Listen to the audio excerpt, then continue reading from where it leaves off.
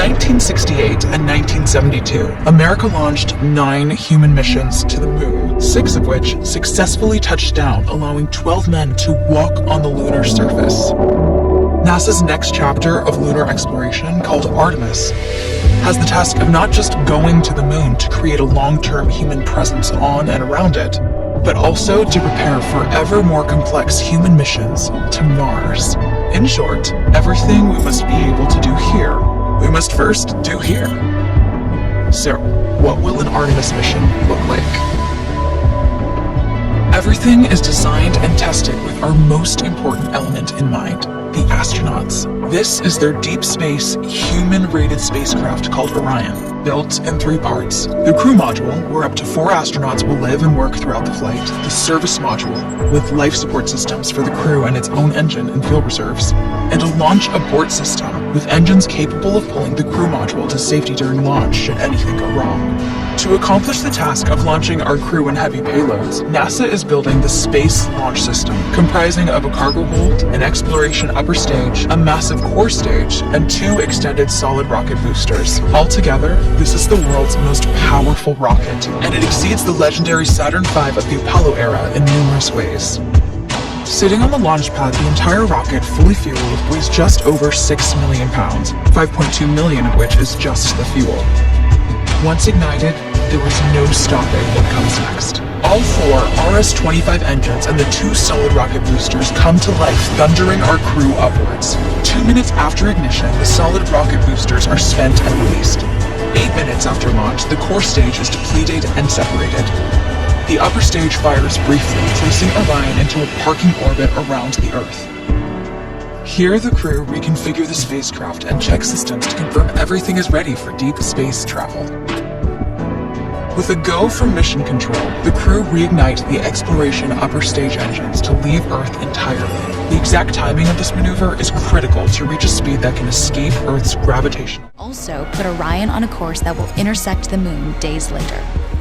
Once this burn is complete, the upper stage of the SLS is jettisoned and the crew aboard Orion coast for several days toward all that awaits them at the moon. Approaching the moon, we see the fundamental differences between Artemis and Apollo. Instead of requiring Orion to serve as an expendable lunar command module or to carry a constrained lunar lander, the Artemis missions will take advantage of a different approach, pre-staging. Everything needed for lunar missions will be positioned in advance by commercial and international partners. This includes rovers, science experiments, and human-rated systems on the surface. But it also includes a dedicated lunar station in orbit around the moon called Gateway. Here at this station, we can pre-stage a robust lunar lander and establish a strong communications relay. Designed with open standards, the Gateway can be expanded as new missions and partnerships develop, allowing multiple human missions on the moon at the same time and enabling ongoing science to be conducted even between human missions. The Gateway is also capable of adjusting its orbit to allow access to every part of the moon, something the Apollo missions could not do. But the real key in this approach is placing Gateway in a unique halo orbit to perfect the maneuvers needed for Mars missions. And with the growing list of commercial and international opportunities, Gateway is the ideal hub between Earth and all that lies beyond. Returning to our crew as they approach Gateway, the Orion must match the elliptical orbit of the station in order to successfully dock. Once on board, pre-selected crew members transfer to the lunar lander, while those assigned to Gateway remain on station. The lunar lander system itself is built for 3 unique steps: descending from the halo orbit of Gateway down to a low lunar orbit, descending from low lunar orbit to the surface, and once the lunar mission is complete, launching from the surface of the moon and ascending all the way back to the orbiting Gateway.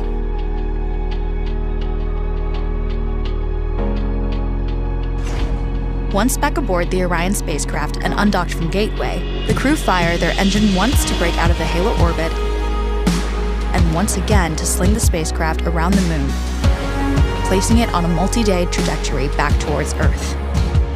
As they near the end of this journey, the service module is released, and the crew module is oriented heat shield first. Entering Earth's atmosphere at 25,000 miles per hour, the friction of air slows Orion considerably, while also subjecting it to temperatures of 5,000 degrees. With the Orion now at just 300 miles per hour, a series of parachutes uniquely tested and produced for this moment deploy, decelerating the craft to just 20 miles per hour for splashdown. Successful mission. Artemis ushers in the next wave of men and women to explore our moon and prove that together we are ready to go beyond.